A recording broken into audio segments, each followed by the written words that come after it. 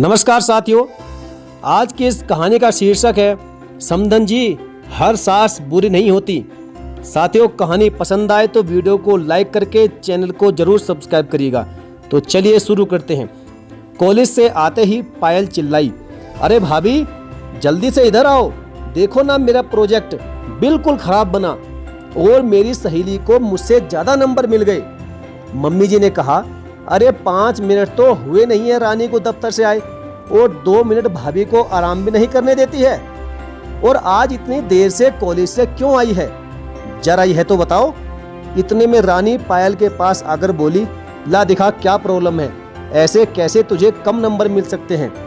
मात्र 3 महीने ही हुए थे ब्याह करके रानी को इस घर में आए हुए, और इस कदर घुल मिल गई थी जैसे चाय में चीनी। कामकाजी थी, परंतु फिर भी काम से आने के बाद जितना वक्त मिलता सबके साथ बहुत प्यार और स्नेह के साथ बिताती थी।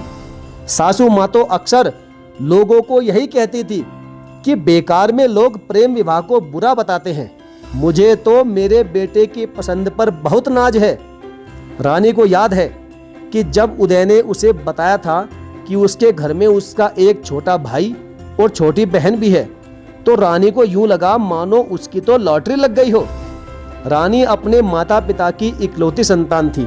बचपन से ही अकेलापन उसे बहुत खलता था, और उदय जैसा प्यार करने वाला जीवन साथी मिलने के साथ साथ उसको ननंद और देवर 2 छोटे भाई बहन भी मिल गए। वैसे तो सासू जी बहुत सरल स्वभाव थी, परंतु अनुशासन की बहुत पक्की थी।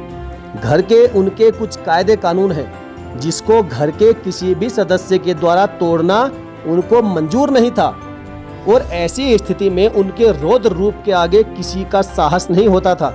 उनको पलटकर कोई जवाब भी नहीं देता था, यहाँ तक कि ससुर जी भी नहीं। घर के कामों में कच्ची रानी बहू धीरे धीरे अपनी सास के मार्गदर्शन से घर गृहस्थी सहेजना सीख रही थी, परंतु रोज कुछ ना कुछ गलती हो ही जाती और थोड़ी बहुत डांट का सामना रानी को करना ही पड़ता था।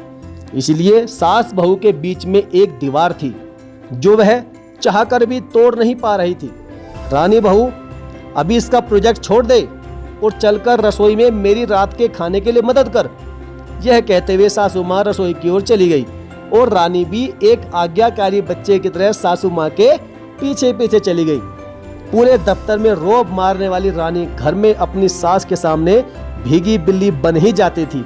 इतने में पीछे से देवर शिवम ने आकर आवाज लगाई, अरे भाभी देखो, आपके लिए गोलगप्पे लाया हूँ, बहुत दिनों से आपका मन कर रहा था ना, जल्दी से कटोरी और प्लेट लेकर हॉल में आ जाइए। गुस्से में सासू जी रानी की ओर देखते हुए बोली, तुम्हें तो बच्चों को भी समझाना चाहिए कि बाहर का कम खाया करें, और आजकल तो वैसे भी बरसात के दिन है, इस तरह की चीजें खाओगे तो सब के सब बीमार हो जाओगे। रानी कुछ नहीं बोली, चुपचाप मुंह नीचे करके कटोरी और प्लेट लेकर हॉल में जाने लगी। वह समझ गई कि आज तो रात तक सासू माँ का मूड बिगड़ा हुआ ही रहेगा। इतने में उदय और ससुर जी भी आकर हॉल में बैठ गए और नाना करते हुए सभी शिवम के लाए हुए गोलगप्पे का लुत्फ उठा रहे थे। अभी रानी ने एक गोलगप्पा ही मुंह में डाला था कि अचानक उसके फोन की घंटी बजी और वह फोन लेकर दूसरे कमरे में चली गई। 10 मिनट बाद जब बाहर आई तो ननंद पायल बोली, लो भाभी, आपके मनपसंद गोलगप्पे आपका इंतजार कर रहे हैं, मैं आपको आलू भरकर खिलाती हूँ। परंतु रानी ने गर्दन हिलाकर मना कर दिया, बोली, पायल तुम लोग खा लो, मेरा मन नहीं है।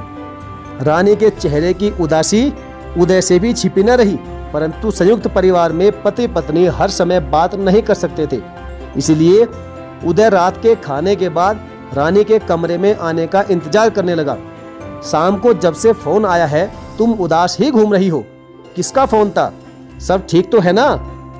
रानी ने उदास भरी आवाज में कहा, नहीं, माँ का फोन था, पापा की तबीयत फिर से खराब हो गई है। दोपहर में उनके सीने में भी दर्द हो रहा था, शायद कल डॉक्टर को दिखाने जाना पड़ेगा। रानी के पिताजी दिल के मरीज थे और माँ डायबिटीज की। दोनों को ही आए दिन कुछ ना कुछ शारीरिक दिक्कतें होती रहती है। जब तक रानी वहां थी अपने माता पिता का अच्छे से ख्याल रख पाती थी, परंतु अब इतने में पायल ने आकर दरवाजा खटखटा दिया। भाभी, एक बार प्लीज मेरे प्रोजेक्ट को देख लो, कल मेरे नंबर लगने हैं, कहीं कम नंबर ना लग जाएं। पायल की बात सुनकर रानी मुस्कुराती हुई पायल के साथ हॉल में बैठकर उसका प्रोजेक्ट बनाने लगी। देर रात 1 बजे के करीब जाकर उसका प्रोजेक्ट खत्म हुआ। इतने में सासू जी बाहर आ गई। तुम्हें शर्म नहीं आती अपनी भाभी को इतनी देर तक काम करवाते हुए? सुबह उसने दफ्तर भी जाना है, चलो जाकर दोनों सो जाओ। सचमुच रानी को कई बार अपनी सास का यह रूप समझ ही नहीं आता था। कभी एकदम माँ की तरह प्यार करने लगती और फिक्र करती है। यह सोचकर मुस्कुराती हुई रानी अपने कमरे की ओर जाने लगी, परंतु फिर पिता की तबीयत का ध्यान आते ही मुंह पर आई मुस्कुराहट ही चली गई थी। अगले दिन दफ्तर से छुट्टी लेकर रानी अपने पिता को लेकर अस्पताल गई। माँ का भी कौन सा पास था, जाने में ही 1 घंटा तो लग ही जाता था। पूरा दिन लगाकर शाम को थकी हारी बेचारी वापस घर आई। जिंदगी यूं ही चलती जा रही थी। रानी आए दिन अपने माता पिता की बीमारी के कारण परेशान रहती। आज अचानक दफ्तर में रानी की माँ का फोन आया। रानी, तेरी सास ने आज शाम को हमें बुलाया है और कह रही है कि उदय लेने आ जाएगा। सब ठीक तो है ना तेरे ससुराल में? कोई दिक्कत तो नहीं या कोई बात तो नहीं हुई? रानी बोली, नहीं माँ, मुझे तो कुछ पता नहीं और ऐसी कोई बात भी नहीं हुई है, सब कुछ तो ठीक चल रहा है। रानी बड़ी हैरान हुई और उदय को फोन मिलाया, परंतु उदय का फोन नहीं मिला और रानी की उदय से बात नहीं हो पाई। शाम को जब रानी दफ्तर से घर पहुंची तो देखा उसके माता पिता उदय के साथ उनके घर आकर बैठे हुए थे। तभी सासू जी बोली, बहन जी, मैंने आपको एक बात करने के लिए बुलाया है। मैं जानती हूँ कि रानी इकलौती लड़की है और आप दोनों लोगों की सेहत की वजह से वह यहाँ ससुराल में भी ध्यान नहीं दे पाती है और आप लोग इतनी दूर हैं कि उसको छुट्टी लेनी पड़ती है। रानी की सास की बात सुनकर रानी की माँ सीमा बोली, अरे नहीं बहन जी, आगे से हम ध्यान रखेंगे और हम अपना ख्याल खुद ही रख लेंगे। अभी नया नया विवाह है तो शायद इसलिए जल्दी जल्दी मिलने आ जाती है। धीरे धीरे इस परिवार में जम जाएगी और आप लोगों को हम शिकायत का मौका नहीं देंगे। रानी की सास ने आगे होकर उसकी माँ के हाथ पकड़ लिए और हंसते हुए बोली, अरे समधन जी, आप तो पता नहीं बात कहाँ से कहाँ ले गई।